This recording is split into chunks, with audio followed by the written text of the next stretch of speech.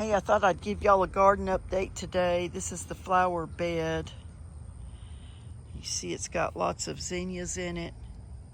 It's got the banana cantaloupe are going crazy. They're trying to creep across the grass. We might just put some cardboard underneath them and let them go there. You see they're up on the headboard over there and going strong. They've just about covered up the ornamental sweet potato vine and the moss roses, but the moss roses are hanging in, so's that vine. And back there are a couple of tromboncinos that have so far escaped the squash vine borer. We did have to move our peppers from the footboard and the headboard. And I'll show y'all in a minute where we put those, but the vines from the cantaloupe, we're trying to take them over. Here's the headboard. You see the cantaloupes are really going well. Chloe's looking at a worm or something down there.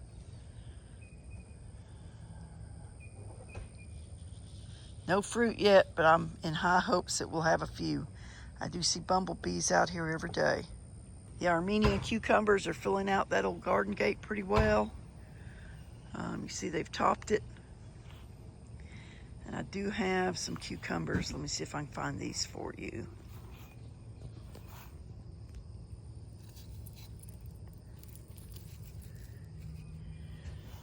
I know I have some cucumbers. Here's one back here. It's getting nice and large. Another little one down there. Thought I had one in, there it is. They hide back there, y'all. Y'all see it back there?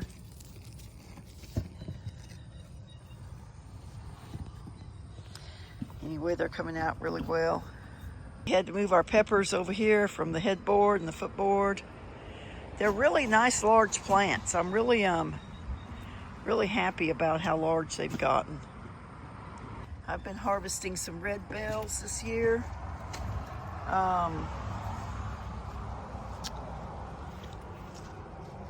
The bell peppers continue to bloom and to bear fruit. That one's got a lot of blooms on it. Got lots of nice leaves on them. This is a South American type of chili. It's not a hot chili, it turns red. And then these are kind of like a poblano. They don't get as big. They're not spicy. And I've been harvesting them at top size for stuffing and turning those into a chili relleno casserole, which is really delicious. And my banana peppers are maturing before they get a large size right now, but I think that's the summer heat, and as it cools off, I should get some larger peppers off those. The vincas in this big round multi-pot planter are struggling in the heat. I've let this elderberry kind of encroach a little bit to give them a little shade, but I think these pots just aren't large enough for them. However, the vincas I planted in ground are holding up really well. The cascading petunias are suffering. They're dry. We're watering them every day, but we just can't hold up to the heat here in Marshall, Texas.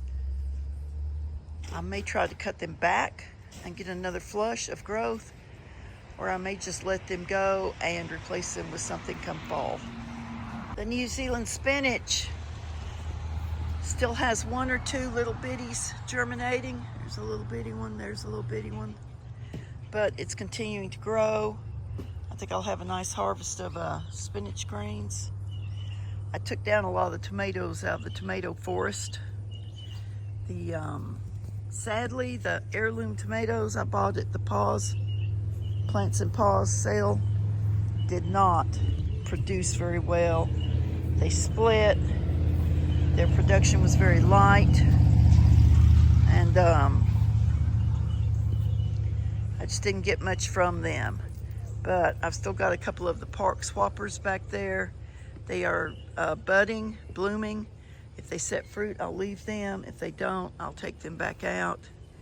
And over here is this is a little cherry tomato, and it's got buds, flowers on it. So we'll see if we get anything else off it. I've got one Trombosino left on this old fireplace screen. It's so far holding up to the squash vine borer, but it has been attacked. I have cut the stem open and attempted to eradicate the larva. I've injected it with BT.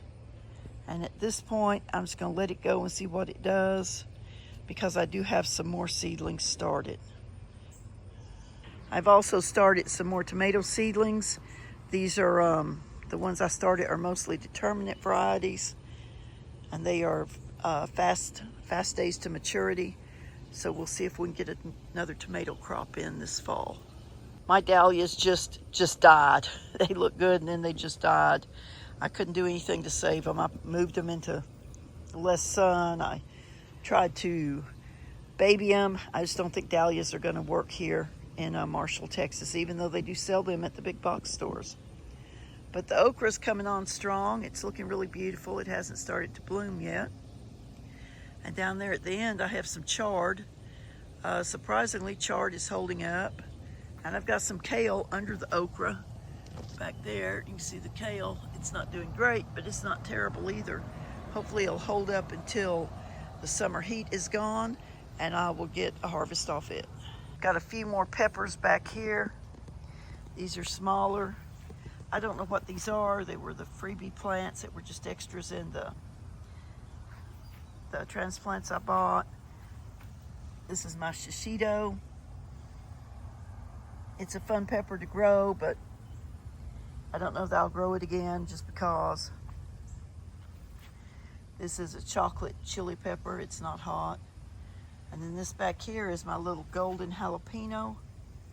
It's setting lots of buds. It's going to set some more fruit. So hopefully I'll have some more pickled jalapenos. My noodle beans are doing good out here in the strawberry bed. They're still under shade cloth because it is so blazing hot right now. You can see they're leafing out pretty well. I think they're going to start blooming pretty quickly. Here in another 3 weeks or so, we'll be taking the shade cloth down. And they should green up really well and give me a good production. Look, I've got a bloom. Told y'all they were fixing to start blooming. There's a bloom. Eggplant. The eggplant are looking good. They've got a little insect damage to the leaves, but that doesn't seem to be affecting the fruit any. If you can look over there, I've got 3 nice big eggplant over there, and I've got another one back in there. And so I should have some eggplant to go in the freezer after we eat all we want. This is where I planted those evergreen leeks, perennial leeks that I bought earlier. I lost most of them, but a couple of them are coming back. And I've also interplanted some Roma flat green beans in this bed. While I was videoing the rest of this, my husband hopped to and put some cardboard down under these cantaloupe vines. That's a good garden helper. Y'all probably noticed our crazy hose system. We've got to water everything. But this month, because it's been so hot, I ordered 2 inexpensive soaker hoses. These are 25-foot soaker hoses.